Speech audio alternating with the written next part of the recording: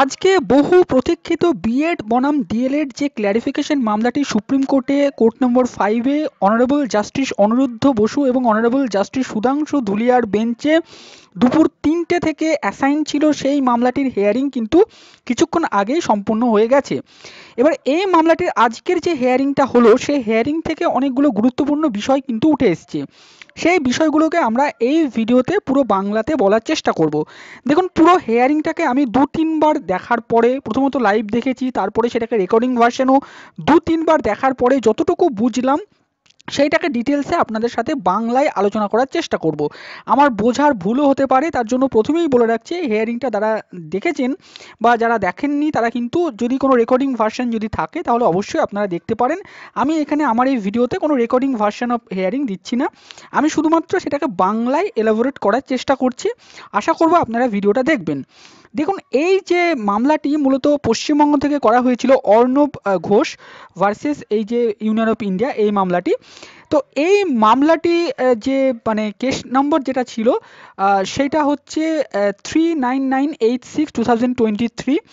তো এই মামলার আজকে হেয়ারিং ছিল।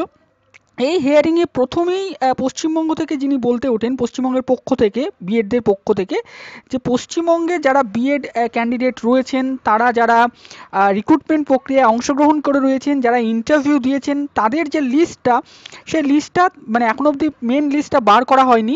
যেহেতু সুপ্রিম কোর্টের এই জাজমেন্টটা এসছে মানে তাদের রিক্রুটমেন্ট নোটিফিকেশনের পরে, যখন 2020 বা 22 সালে রিক্রুটমেন্ট নোটিফিকেশন বেরোয়, তার তখন কিন্তু বিএড বনাম ডিএলএড এর জাজমেন্ট আসেনি।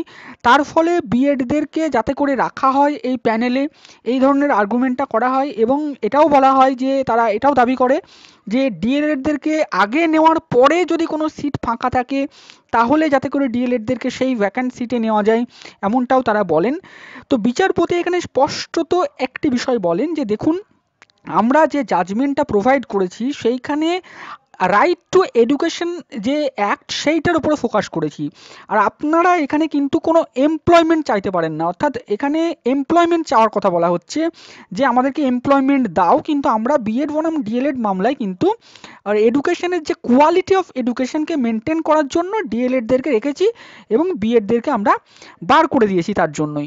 তো সেইখানে এই বিষয়টাই উল্লেখ করে বিচারপতি বলেন যে সেখানে কোয়ালিটি অফ এডুকেশনের ক্ষেত্রে বিএডরা কিন্তু যোগ্য নয়, তার জন্যই বিএডদেরকে আমরা নোটিফিকেশনটাকে খারিজ করেছি এবং বিএডদেরকে আমরা বলেছি যে সেটা তারা এলিজিবল নয়। তো এইটা পশ্চিমবঙ্গ থেকে বলা হয়। তারপরে ছত্তিশগড়, ইউপি, বিহার, মধ্যপ্রদেশ, এখানকার আইনজীবী তারা বলতে যেটা ওঠেন, তাদের যে মূল দাবিটা ছিল যে 2010 থেকে যেহেতু তারা মানে চাকরি করছেন, এরকম বিএডে প্রায় 1 লক্ষ 1.5 লক্ষের ওপর প্রার্থী যারা বিএড করে চাকরি করছেন, তো তাদের দোষটা কোথায়? এই যে ইস্যুটা, এটা তো শুধুমাত্র রাজস্থান মানে স্টেটকে কেন্দ্র করে হয়েছিল এবং রাজস্থান হাইকোর্টের ডিভিশন বেঞ্চ এই ম্যাটারটাকে 2018-র যে 28শে জুন এনসিটি নোটিফিকেশন তাকে বাতিল করে দেওয়া হয়েছিল। তো তার ভিত্তিতে রাজস্থানে হয়েছে, রাজস্থানে তো কোনো বিএড প্রার্থীকে অংশগ্রহণই করতে দেওয়া হয়নি, কিন্তু আদার স্টেট যেখানে বিএড প্রার্থীদেরকে অংশগ্রহণ করতে দেওয়া হয়েছে, তাহলে তাদের দোষ কোথায়, তাদের ভুল কোথায়? তো সেখানে যারা চাকরি করছেন তাদের চাকরিটা যাতে করে সুনিশ্চিত থাকে, এমনটাই যেন বিচারপতিরা কিছু বলেন। তো এক্ষেত্রে বিচারপতিরা কোনো মন্তব্য করেননি। সেক্ষেত্রে যারা ডিএলএড এর মানে পক্ষে ছিলেন তারা এক্ষেত্রে প্রবল আপত্তি তোলেন যে এই সমস্ত প্রার্থীরা, এরা কোনো অ্যাপ্লিকেশন ফাইল করেনি, ক্যান ফাইল করেনি, এরা থার্ড পার্টি, এরা কখনো পার্টি ছিল না, সুপ্রিম কোর্টে পার্টি ছিল না, হাইকোর্টে পার্টি ছিল না, এরা হঠাৎ করে এসে বলছে কেন এখন যে আমাদেরকে আমাদের সার্ভিসটাকে করা হোক। এবং ডিএলএডরা আর একটা কথাও যেটা বলেন বারবার করে, যে এই যে নোটিফিকেশনটা যেটা বাতিল করা হয়েছে মহামান্য সুপ্রিম কোর্টের বিচারপতি দ্বয় দ্বারা, যারা বাতিল করেছেন সেটা কিন্তু প্যান ইন্ডিয়া বেসিসে। অতএব এটা কখনো স্পেসিফিক্যালি রাজস্থান হাইকোর্টের জাজমেন্টের বা রাজস্থানের স্টেটে প্রযোজ্য হবে, আদার কোনো স্টেটে প্রযোজ্য হবে না, এমনটা নয়। এটা কিন্তু 2018-র নোটিফিকেশনটাকেই এনসিটির পুরোপুরিভাবে বাতিল করা হয়েছে এবং সেই 2018-র নোটিফিকেশন থেকে যত চাকরি পেয়েছেন তাদের যেন মানে প্রত্যেকেরই বিষয়টা হচ্ছে এই নোটিফিকেশনের আন্ডারে যেহেতু পড়ছে, তার ফলে তারা সবাই ভুক্তভোগী হবেন, এমনটাই দাবি করেন। দেখুন, বিচারপতিরা এ বিষয়ে কোনো কমেন্ট বা মন্তব্য করেননি। বিচারপতিদের একটাই বক্তব্য যে তারা যে জাজমেন্টটা দিয়েছেন সেই জাজমেন্টে তারা সব কিছুই পরিষ্কার করে বলে দিয়েছেন, সব কিছু বিষয় তারা উল্লেখ করেছেন, সেখানে তারা সমস্ত কিছু ডিটেলস এক্সপ্লেনেশন দিয়েছেন এবং তাদের কাছে মূলত এই যে মামলাটা সুপ্রিম কোর্টে দেবেশ শর্মা ভার্সেস যে ইউনিয়ন অফ ইন্ডিয়া মামলাতে তারা যে জাজমেন্টটা দিয়েছেন সেখানে যে পয়েন্টগুলো উঠে এসেছিল, মূলত এনসিটির যে 18 সালের নোটিফিকেশন, সেই নোটিফিকেশনটাকে তারা বাতিল করেছেন। এইভাবে সম্পূর্ণ হেয়ারিংটা সম্পূর্ণ হওয়ার পরে বিচারপতিরা যেটা করেন, জাস্টিস সুধাংশু ধুলিয়া এবং জাস্টিস অনিরুদ্ধ বসুর বেঞ্চ, তারা অর্ণব গোস্বামীর যে মামলাটি, মিসলেনিয়াস যে ম্যাটারটি, সেই ম্যাটারটিকে তারা পুরোপুরিভাবে ডিসমিস করে দেন, ডিসপোজড করে দেন এবং এক্ষেত্রে বিএডদের পক্ষ থেকে কিন্তু লিবার্টি করা হয়, চাওয়া হয় যে তাদেরকে নতুন করে আবার ফাইল করতে দেওয়া হোক, কিন্তু সেই লিবার্টিটা কিন্তু দেওয়া হয়নি। তার মানে এতটুকু পরিষ্কার হচ্ছে যে জাস্টিস অনিরুদ্ধ বসুর এবং জাস্টিস সুধাংশু ধুলিয়ার বেঞ্চ এই যে বিএড বনাম ডিএলএড মামলার যে জাজমেন্টটা দিয়েছেন সেই জাজমেন্টটাতে ওনারা স্টিক থাকলেন এবং এই জাজমেন্টটাকে ওনারা প্যান ইন্ডিয়াভাবে ইমপ্লিমেন্ট করার পক্ষপাতীভাবেই থাকলেন। এবং এই জাজমেন্ট থেকে আরও যে বিষয়টা উঠে আসলো যে তাহলে জাজমেন্টটা কবে থেকে লাগু হবে। দেখুন, এই জাজমেন্টটা কবে থেকে লাগু হবে এইটা জাস্টিস অনিরুদ্ধ বসু এবং জাস্টিস সুধাংশু ধুলিয়া তারা অবশ্যই এটা বলেননি, কিন্তু যেটা বিষয় যে এই জাজমেন্টটা কিন্তু 2018 থেকেই লাগু হওয়ার প্রবল সম্ভাবনা কিন্তু দেখা যাচ্ছে। তার কারণ জাস্টিস অনিরুদ্ধ বসু এবং জাস্টিস সুধাংশু ধুলিয়া যখন বিএডদের পক্ষ থেকে বারবার বলা হয় যে এই জাজমেন্টটাকে প্রসপেক্টিভ করা হোক, যারা চাকরি করছেন তাদেরকে যাতে করে প্রোটেক্ট করা হয়, সে বিষয়ে তারা কিন্তু কোনো মন্তব্য করেনি। তারা এটাও বলেছেন যে তারা এই ইস্যুগুলোকে ডিটারমাইন করবেন না, তারা এই ইস্যুগুলোকে দেখবেন না, যেহেতু এই ইস্যুগুলো নিয়ে তাদের কাছে কোনো কেস ফাইল করা হয়নি বা এই ইস্যুগুলো নিয়ে কিছু বলা হয়নি।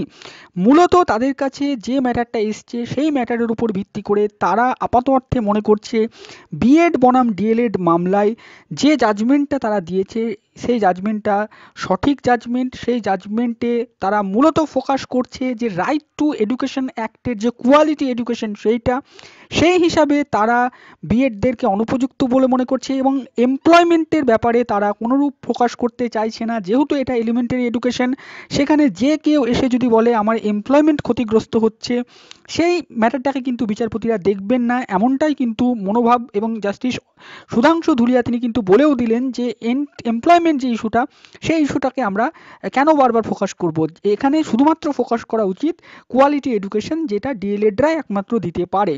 অতএব এখান থেকে যতটুকু পরিষ্কার যে জাজমেন্টটা আপাত অর্থে কিন্তু 2018 থেকেই লাগু হওয়ার একটা প্রবল সম্ভাবনা কিন্তু রয়েছে বা কিন্তু থাকছে।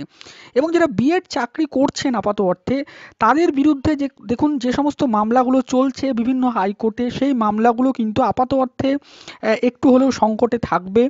যে যারা বিশেষ করে subject to out to writ petition যারা জয়েনিং করেছিলেন তাদের ক্ষেত্রে অত্যন্ত ডিফিকাল্ট হয়ে যাবে এই আজকের এই শুনানি হওয়ার পরে। এবং আরও একটি বিষয় যে পশ্চিমবঙ্গের যারা 2022 যে প্রার্থী যারা রয়েছেন, 2022 সালে যারা রিক্রুটমেন্টে অংশগ্রহণ করেছেন যে সমস্ত বিএড প্রার্থীরা, তো তাদের ক্ষেত্রে কিন্তু সেই ইন্টারভিউ লিস্টে নাম থাকাটাও কিন্তু মুশকিল হয়ে যাবে বা মূল প্যানেলে নাম থাকাটা। তার কারণ এক্ষেত্রে যেহেতু অর্ণব ঘোষের যে ইস্যুটাকে সেটাকে কিন্তু ডিসপোজড করে দেওয়া হলো বা ডিসমিসড করে দেওয়া হলো এবং তাকে কোনো লিবার্টিই দেওয়া হলো না। এবং বিএডদের পক্ষ থেকে আইনজীবীরা বারবার একটি বিষয় যেটা বলছিলেন বিচারপতিদেরকে যে আপনারা একটি বিষয় বলুন যে যারা চাকরি করছেন বা যারা চাকরিরত অবস্থায় রয়েছেন তাদের যেন কোনো অসুবিধা না হয়, যে সমস্ত বিএড প্রার্থীরা চাকরি করছেন। এই যে জাজমেন্টটা বেরিয়েছে 11ই আগস্ট 2023 সালে, সেই জাজমেন্টের ভিত্তিতে যাতে করে কেউ কোর্টে চ্যালেঞ্জ করে এই সমস্ত প্রার্থীরা যারা চাকরি করছেন তাদেরকে যেন কোনোভাবে বিব্রত না করে, বিরত না করে এবং এই জাজমেন্টটা যাতে করে প্রসপেক্টিভ হয়। তো বিচারপতিরা এখানে পরিষ্কারভাবে বলেন যে আমরা কিছুই বলবো না, আমরা কিছুই এ বিষয়ে বলছি না আপাতত। আমাদের কাছে যে ম্যাটারটি এসছে অর্ণব ঘোষ, সেই ইস্যুটাকে আপাতত অর্থে আমরা ডিসমিসড করলাম। এবং জাস্টিস ধুলিয়া শেষ মুহূর্তে এসে তিনি খুব হাসতে হাসতেই বললেন যে আমরা এরপরে একটা কফি খাবো, কাপ অফ কফি খাবো এবং আপনারাও খান, আমরা এই ইস্যুতে আর কিছুই বলছি না এই মুহূর্তে এই ম্যাটারটা দিয়ে। তো আপাত অর্থে ম্যাটারটা হেয়ারিংটা এভাবেই কিন্তু কনক্লুড হলো এবং এই সমস্ত বিষয়গুলো কিন্তু উঠে এসছে আজকের হেয়ারিং থেকে। ব্রিফলি আমি যেটা বলার চেষ্টা করলাম।